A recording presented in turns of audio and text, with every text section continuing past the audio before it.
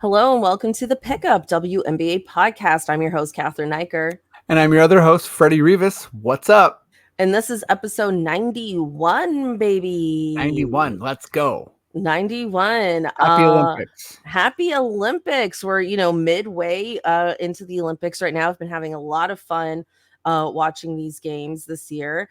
And just want to say, for everyone who found us on YouTube, who subscribed to our channel, thank you so much for doing that. We appreciate all of you. If you haven't yet, you could subscribe to the Pickup WNBA podcast. We're on YouTube now. We need your help getting out of YouTube algorithm prison. Mm-hmm. So the more of you who click and like and subscribe and all that good stuff, it really, really helps. So thank you again. Yep. And the Pickup WNBA pod 1050. My God, I hate it so much. Rolls off the tongue. Let's go. I hate it so much. I don't know what to do. Somebody in the comments. First of all, shout out if you were in the comments. We appreciate all of you. Really, really nice to see feedback from people, which was great. Somebody said there might be a way to change it. So we'll have to do some investigating to see if that's true or not, because it is going to drive me insane. Mm-hmm. Yeah, we got to do it for Cathryn's sanity. I think it's probably easier, and much in the way where we didn't know we had a YouTube, and in the vein of that, I bet you we could just, I don't know, like click on the address name and press backspace like 4 times, and we're probably good to go. Oh my God. But I literally can't handle it. I also appreciate everyone who let Freddie know that a link tree is not a website. Yeah, I got that really helped me out a lot. If this is like a Reddit scenario, I got downvoted pretty hard. So you know what? Linktree, not a website. Lesson learned. And again, I am still learning. I'm not. I wouldn't say I'm young, but I would say that I am still learning, and that won't be my like last lesson in life. So no, oh my God. But yeah, Linktree, not a website. Got it. Thank you. Okay, so we want to talk about, obviously Team USA and some of the other international standouts so far in these Olympics. Freddie, where do you want to start? I think Team USA is a good starting point. They are, as far as like women's basketball, they're the absolute like epicenter of,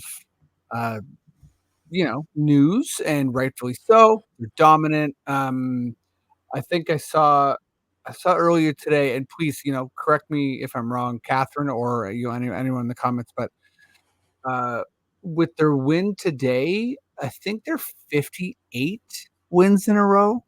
International. Oh, that's wild. Or yeah. something. It's something absurd. Like all the USA women stuff, to me, it's like a lot of sports is hyperbolic. And this is the team where like all of your hyperbolic, sentiment and conversation always applies. Like let's say like men's basketball, USA, they're so unbelievably dominant, but they have lost. Right. They've had these scenarios where it's like been a tight game or it's been an upset, and I don't know, like the women's team, like my takeaway for, like sort of getting into it, because I'm really, watching like men's basketball for Canada a lot, because like we're really good this year, and like, Team Canada for women's, but the international game for men has come such a long way, and this is the best tournament ever, where like, of course the US is a favorite. They should be the favorite. They're going to win, right? But there's like this feeling of inevitability is not there. Complete opposite with the women. Like it's not just inevitability, inevitable. It's also like, how badly will you be beaten? Like one crazy stat was they're in transition more than any other team. This is from the Mark Schindler article on WNBA.com. So I forget what it might be like 21% or something. And it's just that, to me, like watching a lot of basketball, that just reminds me that their defense is so good. They don't even need to like have super disciplined basketball where they're running like intense, sophisticated plays because they're just stopping people and they're just out in transition, running amok, dominating. Yeah, no, I think that's a great way to sum up their dominance, and I completely agree. And I've watched a few of their games. My one takeaway with the game against Japan Mm-hmm. was that it was probably one of the more fun, like down 30-point teams I've seen, and they were so undersized, obviously, as well. And I just had a really good time watching that team. And one thing I thought of Freddie, this is slightly half baked, okay, but Sure. we're gonna cook it up together. Oh, I love it. I'm here for it. So one thing I realized is even though some of these games are blowouts towards Yeah. the end, they still have a level of competitiveness and excitement. And I wonder if, and I should have maybe done a bit more research on this, I wonder if point differential being a factor has something to do with that. Because I've noticed that there's a level of competitiveness in the fourth quarter of these games that I just don't see in the NBA or WNBA in a blowout, right? Like it's like, okay, time to sit the stars, let's run the clock out. You don't see that here in the Olympics at all. And I love it. But it's definitely been like a distinct difference that I've noticed. And I wonder if that's the reason why it's more competitive even at the end. Cathryn, wow. Um, What have I done? you just blew my mind. No, and this is not some elaborate joke. You straight up did. Like that's such a good point. And like my mind's going in a million places. Like just listening to you, I was like, wait a second. Why the fuck aren't they doing that for like the WNBA like regular season and NBA season? Mhm. It's like okay. Maybe that's just like take a step back. The seasons are so long. Point differential would be insane, right? Like you know what I mean? You'd have the aces like against whatever the Mystics, like just like playing Asia Wilson in the fourth, like whatever. Like it would just be They like would get to a point where they would be so far ahead they it wouldn't would be even need point it would differential be anymore. stupid. But check this out. Why? We're like I feel like a punching bag for me and you is always a Commissioner's Cup, right? And like, why don't they add that to the Commissioner's Cup? Point differential. Right. Like that's one thing that would make the Commissioner's Cup sort of like interesting, or like it would add something to it. And I really, really agree. I think like there's a like in international soccer, like like whether like we just saw it with Copa America and Mhm. with the Euro Cup, right? They have like soccer's version of it is aggregate, which basically is point differential. So it means like it's not just win or lose, like how you perform in each game. All of the outcomes add up, and they're generally the difference makers.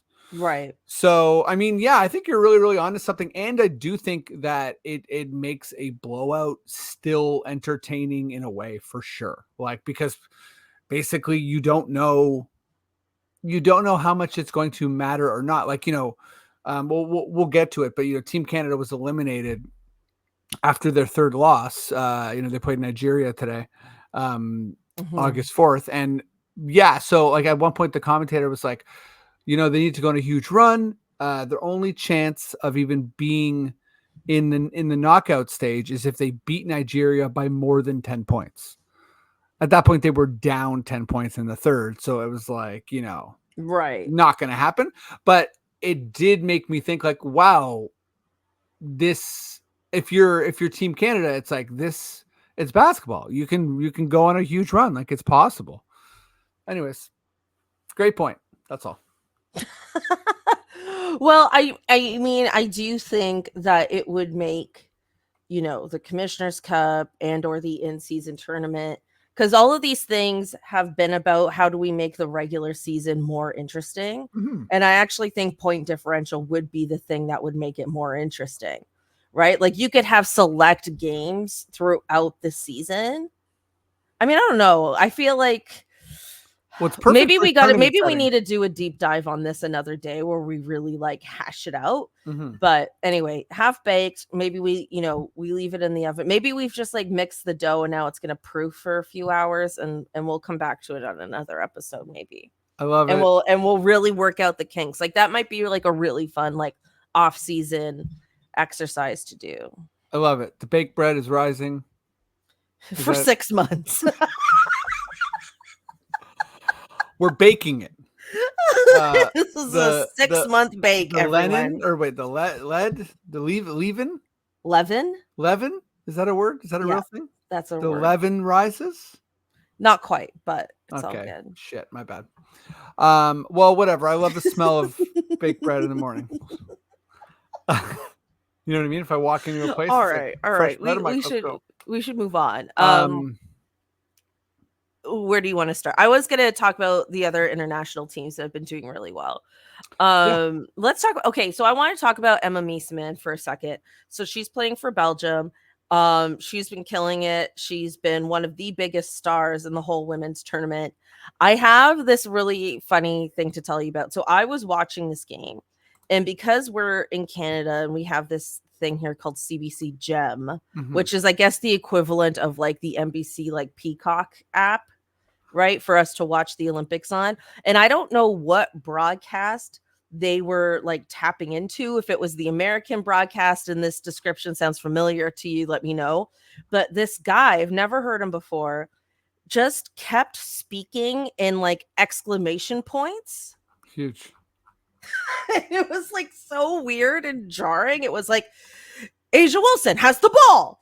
She passes it to Collier. And I was like, what is happening? Like, it was so jarring and so weird. Like, it took me a lot to get used to it. And then he kept saying Emma Meesman's name as Misama. He kept saying Misama. And I'm like, I'm very confident that's not how to say her last name. Yeah. Misama. Like, I was just like losing my mind watching this broadcast, and I was just like, am I alone in the world right now with this weirdo guy? Like, I have no idea who he is. But he's gotta, like, I mean, have those moments, of course, in a broadcast, but like every sentence, I was like, I'm exhausted. Yeah. Olympics they're so fun in the sense where like so much is brand new, and you're kind of like re-educating yourself like every 4 years, like, whether it's like oddities, like, I was Like watching fencing or something. fencing. Yeah, I was good. Fencing to me is a go-to example because I didn't realize that they were like on wires. So they're fencing and they're strapped to a wire, like Crouching Tiger, Hidden Dragon style. Oh, yeah, and I don't understand why. And I haven't watched any of the fencing. Yeah, I was at a cottage with my family, and basically, like, it was a background noise the whole time. So, yeah, you'd see certain things, and you'd be like, "What the hell?" Like, why are they strapped in? How do you score judo? Yeah, but then you don't have the time to get to the bottom of it. Another such one, I brought this up to you before, just go back to basketball. I brought it up to you before the podcast, but I was watching, Canada, Australia, and it was kind of like in and out of the room because my baby, and I heard, something Lauren Jackson. And then in my head, I was like, oh, that's weird. Like Lauren Jackson, like the Lauren Jackson, WNBA MVP, former, like, superstar Lauren Jackson. And then I was like, oh, she must be the coach. And then I saw Sandy Brondello coaching. So I was like, oh, I guess like she's like a consultant or whatever. And then when me and you were looking up stats before this podcast, we found her, like, she's played a little bit. So, born 1981. That's older than me and you. So what is that? What is she, a 43? I know, it's really impressive when you're older than me doing anything. Yeah, seriously. Shout out to anyone. Honestly, shout out to anyone older than me and Cathryn in professional sports. Like, you are absolutely. But she's older than Taurasi, I think. Yeah, like 1981. Like, what's the quick math there? That's, I think she's 43, 44. Yeah. anyways, yeah, incredible. And any, I think I saw that she's the oldest athlete to compete in basketball. yeah, I mean that makes a lot of sense. Yeah, it's huge. But I don't know if she's like getting a lot of minutes. Like I think she's like on the bench. She's like really Yeah, that last person on the like a bench. ceremonial thing. Yeah, it's a Yeah. ceremonial spot. I guess they're trying to get her another medal before she like retires. And based on like the bracket, I feel like they could be playing for bronze because they're Mm-hmm. on the same side as the US. So really it's like when you get to this stage of it and you're in the same side of the bracket as the US, the best you can hope for is bronze, I think. But on the opposite side of the bracket, you've got Germany with Satu Sabali, who's also been really killing it. And I think it's going to come down to Germany and Belgium for that silver medal.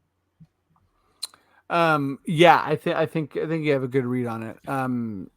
I also wanted to do just a couple shout outs for names that I saw, just like as far as like raw like points per game. Sure. Satu Sabali is number 2. So it's Emma Meesman, Satu Sabali, and then I think it's like the usual suspects with Brienne and Aisha Wilson. Mm-hmm. But also saw Gabby Williams, who we talked about a lot with the prioritization rules, is elected to not play in the W this year. Playing for France, she's averaging almost 14 points a game, so she's France's leading scorer. And then Megan Gustafson, who's playing for the Aces, is killing it for Spain, 17 points a game.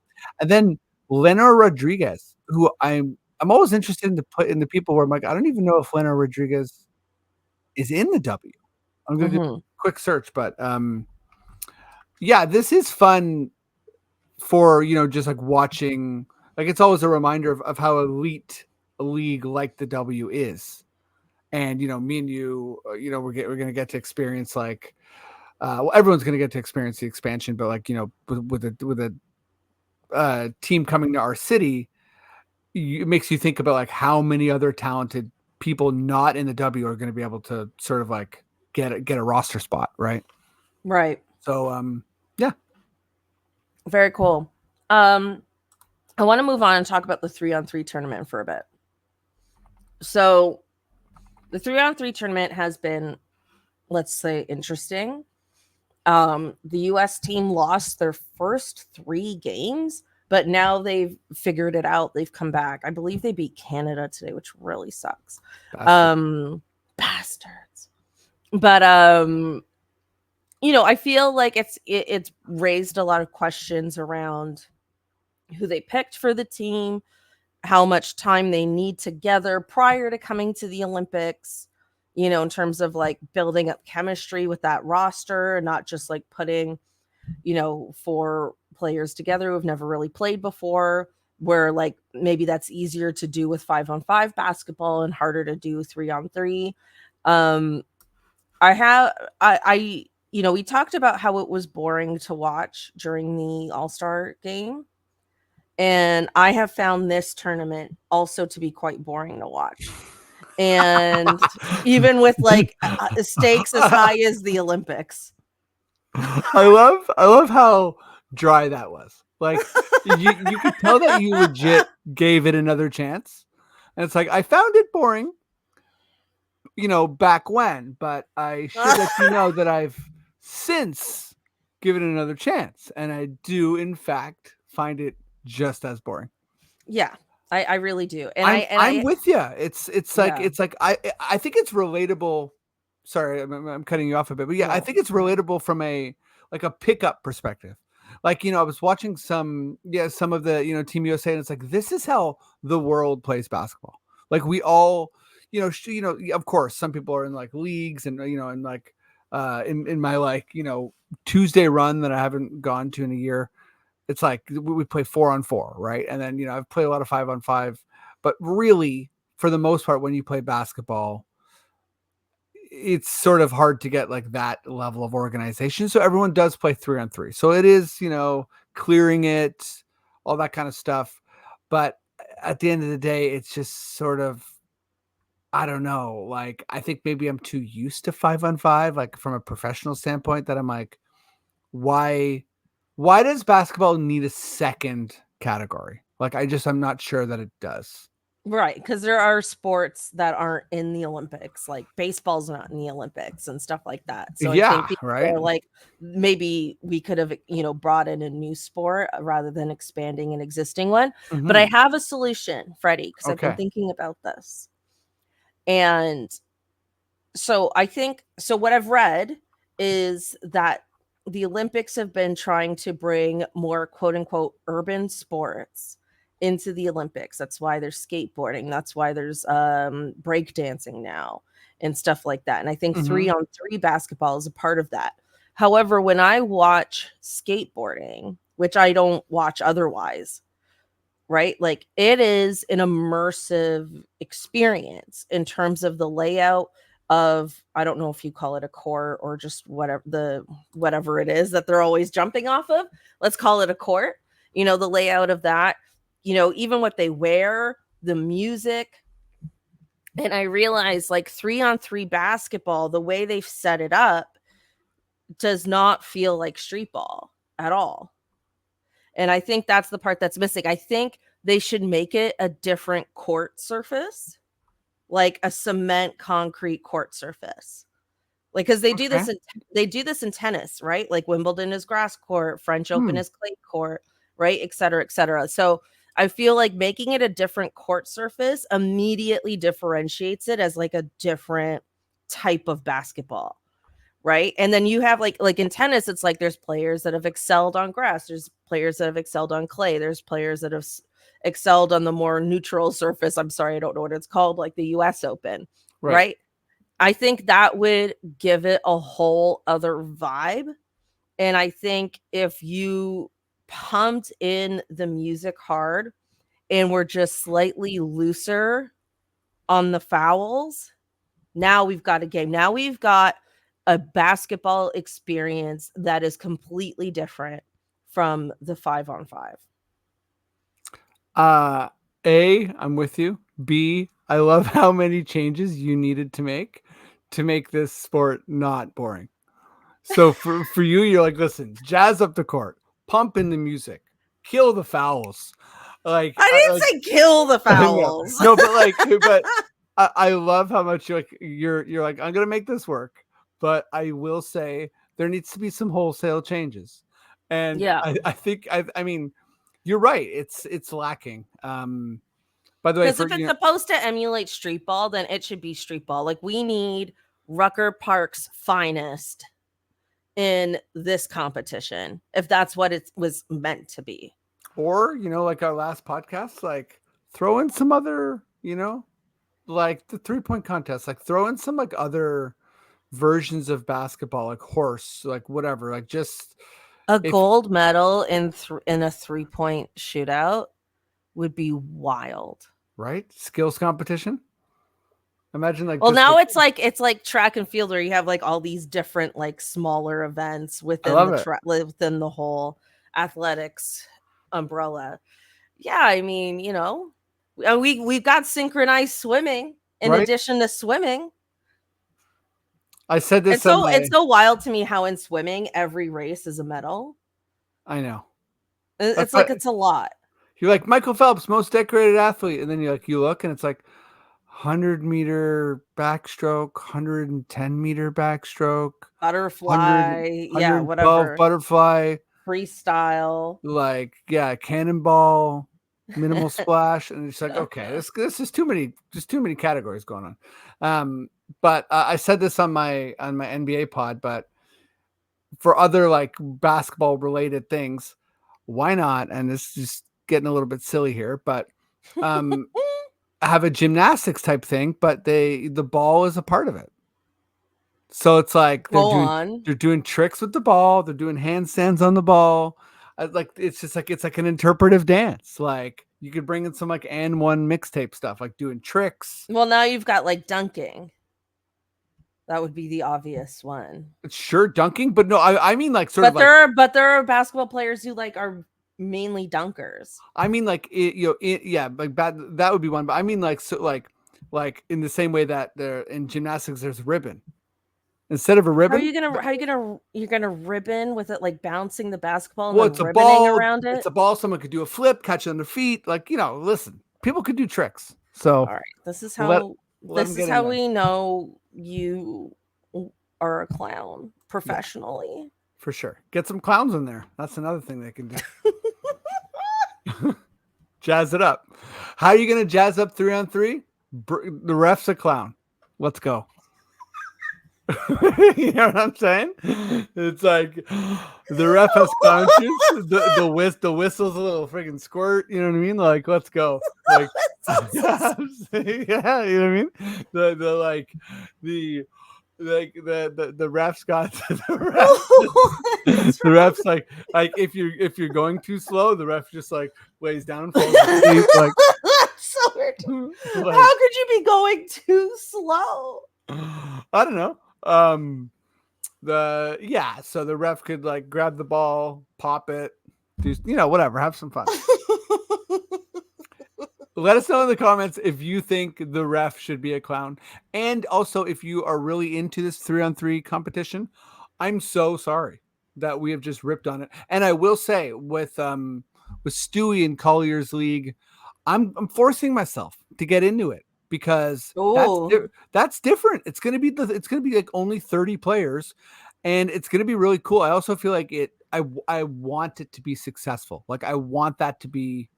Like Stewie's a Mhm. player who plays internationally all the time. Like that league, it's important that league works Yes, for a it lot of is. reasons. So listen, it's happening. I'm getting into it. But if the clown was a ref, that'd be great. That's all. Well, Kathy Engelbert, you know where to find You know where to us. find us. Oh my god. All right. We've got a couple other topics on the docket here. Um okay, so Freddie, you wanted to talk a bit about the controversy in women's Mm-hmm. boxing. Not a WNBA topic, but an important topic in women's sports. Um do you mind leading this one? Yeah, I'll jump off. So I mean, I think obviously a lot of the listeners, I would assume the most of the listeners of our podcast have, especially the longtime listeners, they know where we stand on a lot of these things. We covered Brittany Griner. We were really, supportive and proud and, in awe of Simone Biles, right? Like not competing in the last Olympics. And then, I mean, we haven't even talked about She's Simone been Biles. Yeah, fantastic she's been now, yeah. fantastic. And it's so cool. Her story's so amazing, right? And, I really think you even see on like discourse around the WNBA is just mostly with Brittany Griner, but like with other players as well. Like the judgment on what is a woman and a woman's body is so toxic and it's so divisive and it's so like for lack of a better word, like nasty and cruel. Um, and this Algerian boxer. How do you pronounce her name? Yeah, I don't know if I've heard her name read I out. believe it's Imane Khelif. Imane Khelif. Yeah, just it's a lot of the usual players, right? Like J.K. Rowling and like that YouTube guy Donald Trump. People kind of coming out with like anti-trans sentiment and also, well, I don't know, like just misogynistic rhetoric, and it's so awful, and it's such a reminder that like women can't just like the idea of what a woman is supposed to be is entrenched in society and like what so for female athletes it's just like yeah it's just kind of like an act of defiance and it's controversial and it's a shame. It's an absolute shame that it's blown up and been such a big deal, and I feel deep sadness for this athlete. And by the way, I shared an article with you. I didn't realize there was another athlete. It's been I, less viral, but yeah, yeah. that's been less viral. Who I guess had an XY chromosome.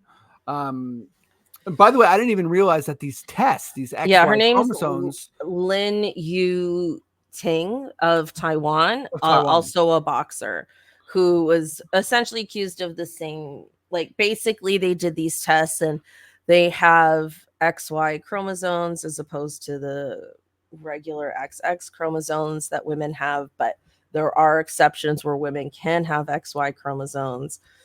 I'm not going to go deep into the science of it because I'm not an expert, but basically that's why some people were saying like they shouldn't be able to compete in the Olympics. And I just, agree with everything you said, Freddie.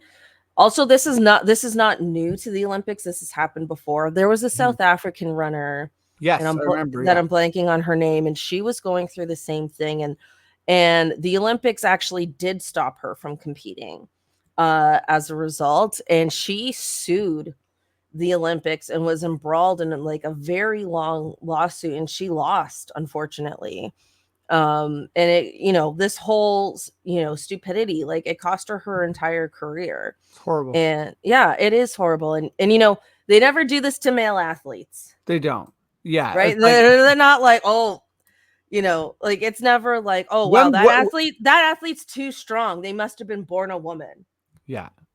Yeah. Wembenyama's too tall. Sorry, cheating. And you know what I mean? It's like Usain Bolt, he has longer legs than everybody. You're out. You're running too fast. Michael Phelps, you have web feet and your lungs capacity is stronger than other people. You're out. Cheating.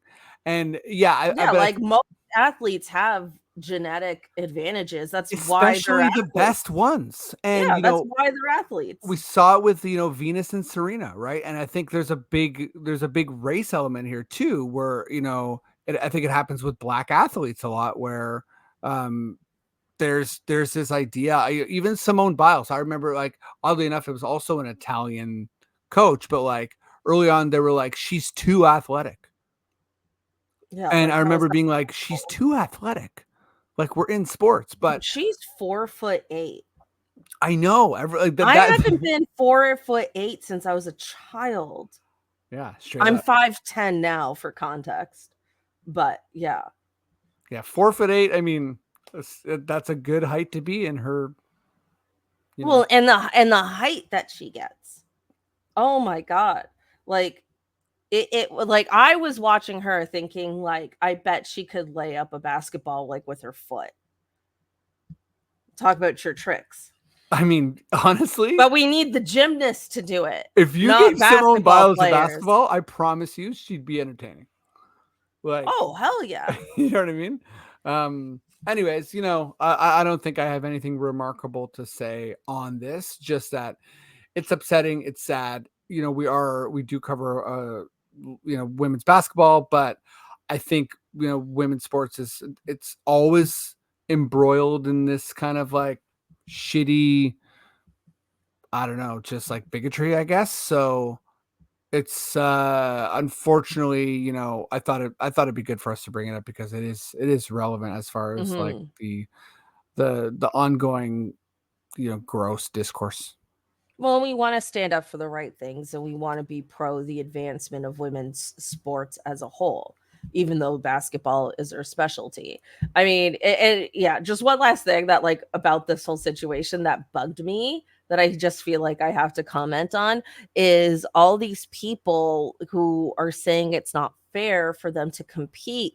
We're saying, like, we want to uphold the integrity and the rights of female athletes. And I'm like, so now you care about female athletes? Mm-hmm. Like, since when? Like, these guys don't give a shit about female athletes or women anything. This is all about power and control. This is not Mm-hmm. about anything else. This isn't about protecting women. It is ridiculous. It's like, it's such a weird spin that I feel like a lot of these people try to give it to make themselves sound like good and they're like on the right side of things, but it's all just a bunch of BS. Yeah, and it's definitely a classic like wedge issue. Like, it's like you're trying to make people uncertain. Like, from reading this article, by the way, and it's by Rachel Treisman, NPR. I didn't even, I just like I didn't even. I'm on the side of the female athletes here that are dealing with like bigotry and vitriol. But I didn't even realize that these tests that everyone's quoting are from the like disbarred boxing federation from Uzbekistan and Russia. So like, that's not even to say anything negative about those countries, but it's just sort of like, this is not like the Olympics have said that these tests were very like, they don't recognize these tests, period. So I mean, yeah, like I'm not even if the tests were accurate and they had XY chromosomes, like I don't give a shit. But it's another reminder that like, oh man, like nothing about this, to your larger point, is legitimate. Like everything about it is trying to like police women's bodies and sports. Yeah, totally agree. Let's move on, I guess. Um Freddie, you sent to me that Dwane Wade is investing in the WNBA. Has he become a part owner of the Chicago Sky? Yes, so he is a part owner of the, like, it was approved, and he's a part owner of the Sky, and he did this really nice interview. What was it on? Sorry, I sent it to you. It was on CBS News, and it's just kind of like a sit down interview. And I mean, if you didn't already love Dwane Wade, you're gonna love him more from this. And it's like, it's very like light, right? It's a light interview, but he just talks about how the WNBA is having a moment, and he wanted to be like, from an investment standpoint, like he's always been a fan, but he wants to be a part of this moment. And at one point the interviewer asked him, like, where do you think like the WNBA needs to get to? And he was like, $200 million contracts, like the man. Mm-hmm. And he just said it so plainly, and it's like, oh yeah, that's pretty true and pretty accurate. And he's like, I had like life-changing money for playing a sport, and I want my daughter Right. to have that opportunity. And he also talked about his organization with his trans daughter, that I'll Google the name of, but it sounded really cool. And they had sort of like a little segment on it. And he also talked about how I guess he gets his nails done. And he was talking about how he might get into the nail game, which I found really like cute and funny. I I think if I feel this way about a lot of men. I think if they just like surrender to the experience of getting a mani pedi, it would change their lives. Like there are a lot of really, nice guys out there who have just some of the worst feet, just awful looking feet, okay? And you're out I'm gonna here put my hand up. and you're out here in your sandals and you're in your slides, whatever, and it's like, buddy, if only you knew. I got And a pedicure you don't once. need to get them paint. You don't need a color. Like, I mean, I like colors, but you don't need a color. It's just it's the getting rid of the dead skin. It's the getting in there. It just feels amazing. Let me tell you, And I you got a should pedicure try it. once, and listen, this is gross. I'm sorry to say this, but I felt like I lost weight. I walked out of there, and I'm like, I honestly lost a couple pounds. Like, I left that place like lighter, and I couldn't believe it. I was like, I don't know. Like, it's like I I straight hope up. you tipped well. I hope I did too. I don't remember, but I was like, it was, Oh my god. and also I was so ticklish. I was like, the whole time I was giggling, and I'm like, fuck, man, this is a bad look. You can't be giggling. You can't be giggling all over the place when you're getting a pedicure. Oh my god. But great experience. 10 out of 10. Would recommend. It's a shame I haven't gone back. I gotta shed a couple more LBs. I gotta go back, man. Thanks for reminding me. I can't handle this. Yeah. Freddie, what the Let me hell? drop 5 at the petty. You should go like every month to 6 weeks. Wow. So not like once in a lifetime? No, Okay, because that's what I've done. no, you should go that often. Like this might have been 10 years ago. So Oh my God. Why didn't you go back? I don't know because it was great. It was great. I remember being blown away. This is actually what's wrong with men in real time right now. 100%. I'm what's wrong with men. Straight up. And I'm like one of the good ones, right? I'm still fucked up. So it's like, you know what I mean? That's the deal. It's like the bar is so low. Sometimes I get compliments. It's like, Freddie, you're awesome. And it's like, you know what?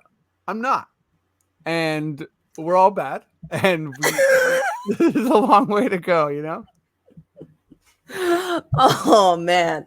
That is absolutely wild. I definitely want you to do this again. Yeah. I'm And going. please, for the love of God, tip well. Oh, for sure. I'm going in there. I'm shedding a couple pounds, watching the Myanmar doc. Let's go. You know what I mean? I gotta get my snap's not working. Oh There we go. man. I don't even know what to say. I don't know what to say. Just get the GoFundMe going for my petties, please.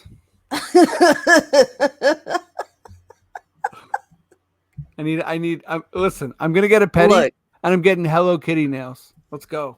Oh my God. New man. It was very satisfying to me when your friends also were shocked you had no idea what Hello Kitty was or who Hello Kitty was. I have a lot of shocking elements. Yeah, it's fine. It's fine.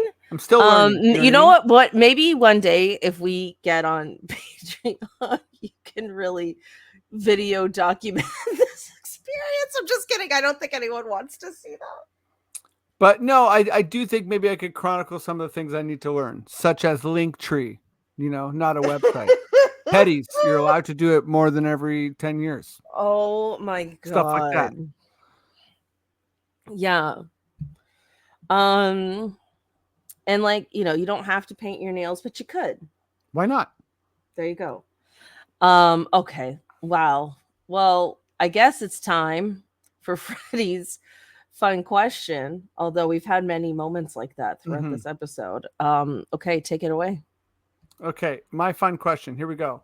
At Lollapalooza, Megan Thee Stallion is doing her thing, and Angel Reese comes out, surprises her. It's electric. Crowd goes wild. Chi-Town Barbie, and everything's electric. It's amazing. So my question to you, Cathryn, and I feel like even in writing this, I feel like I know the answer, but I thought maybe you might surprise me, or zig and zag or whatever. But what any musician in the world, you get to be on stage with them. What's the setup like? Maybe what's the song, or like what is it like there? Yeah, just what's the setup? Who's a musician? How do you get brought on stage? How does it happen? Okay. This is a fun question. And as we all know, I'm a diehard Janet Jackson fan. Yes, of course. However, I'm not a dancer. Okay. Right? So like Janet Jackson is like a hardcore dancer, like one of the greatest in all of pop music, right? For sure. And she's still dancing at an extremely high level at 58 years old. It's absolutely wild. She had a moment in the 90s and early 2000s where she would bring like a guy up on stage and like tie them to a chair and like do a sexy dance for them. And then like in the All For You era, she was like grinding on them and stuff. It's like pretty wild. But this just isn't the way her or I swing, unfortunately. So like that wouldn't be a fantasy either. So I've decided to go with a different artist. You know what? I was like, I'm so happy because, sorry, I mean, not happy that it's not Janet, but I was like, there's a chance it won't be Janet, and I want to know. Yeah. I love this because I have to factored all these things in. Sorry, all good, because I have to think about my own strengths and weaknesses. Yes, right. And I'm not a singer and I'm not a dancer. So this is what I want to do. I want to be. This would be my dream. I would actually love this. This would be the time of my life to be on stage with the singer Pink. Okay. Okay, and Sure. and so if you don't know, Pink does a lot of Cirque du Soleil-esque things in Let's her go. in her Clown concert. ref. She is one of the greatest live performers ever. So, because she'll literally do flips in the air and like sing at the same time. So I feel like even though I'm not a trained Cirque du Soleil anything, they Mhm. could strap me up as they do and like swing me around in the air. And you're And fencing and you're strapped up. sure, yeah, I'm not as straight up fencing.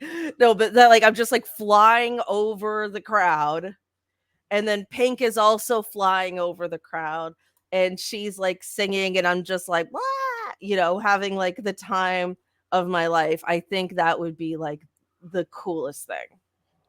I love how serious you I love how much you got into this. Yeah, I took And it quite literally. I was like, this no, this is it. Because if I was on stage with Janet, like I would just embarrass myself. You right. know And what if I you're flying mean? around with Pink, I mean, if I'm in Because the I'm audience, I'm like, strapped in, so it's like I don't have to dance, I don't have to sing, I just gotta fly around there. They just like do it, and I'm just like, whoa. And then the the crowd goes, sound though. I think and then the crowd goes give crazy, and I'm just like waving at people. Like give that yourself a is better sound, I I think, could okay. than blah. Like I don't want you to be barfing is all. You know what I mean? I'm not Like I barfing. don't want you to It get was like more of a sick. blah, not a Okay. barf. Okay. Okay. Okay. But anyway, that is something I could do. And I think those straps are pretty powerful. Like it could hold my weight. Like you don't have to be like a tiny I hope human. so. I hope in this scenario you don't die. Yeah, what I'm Um saying is I okay. don't think it's like a life or death thing. I think like they have it figured out and it's probably very safe. Yeah, like the team around you is taking care of you. I would Yeah, yeah. hope in this dream scenario. Yeah. Great answer. That's fantastic. I really Um, don't know who you're going to pick. I really have no idea. I went to I went a couple different ways, and similar to you, there's a lot of people I like, and well, sorry, you have like a main person, but like there's a lot of like bands and like like rap artists and like different people I love. But yeah, how do I incorporate myself? So mine is kind of like a stunt, right? Okay. Classic clown stuff. Uh I think that I got really focused in this question on like no one's gonna know me. So like what's the relevance? Like it's not like I'm Angel Reese showing up and everyone's like, Angel Reese, what the hell? So here's how it goes down. Um they've retired as a collective, but we all know at some point, or we hope, they're gonna come back for a reunion tour. Daft Punk reunion tour around the globe. Okay. There is a third Daft Punk member, new mask, new cool thing going on. It's me, it's your boy, and uh, full fake music. So I have a full, like, I have the same setup they have, and Like it's like you're a fake DJ? fake DJ. Like you're And just pretending to spin and do that's stuff, right. but you're And it, not. Yeah, yeah. and it's a worldwide bit. So it's like we're going around, then it like starts to spread. It's Oh, like, I oh, love that. there's Wait, a you're new on guy. Like, tour. You didn't tell me I could be on tour with them. well, I think I mean, listen, if they're figuring out the measurements to strap you in so you could fly around so you don't die, you're on tour. There's no way they're just doing that in one spot. You know what I mean? Like that's a lot of resources to like, you know what I mean? Like we're gonna fly Okay, Cathryn fine. around in one city. No way. No, you're going on tour with Pink. Uh Okay. anyways, yeah, so I'm the third Daft Punk member. Hopefully there's at least a couple cities in before people realize that I'm not in fact doing anything.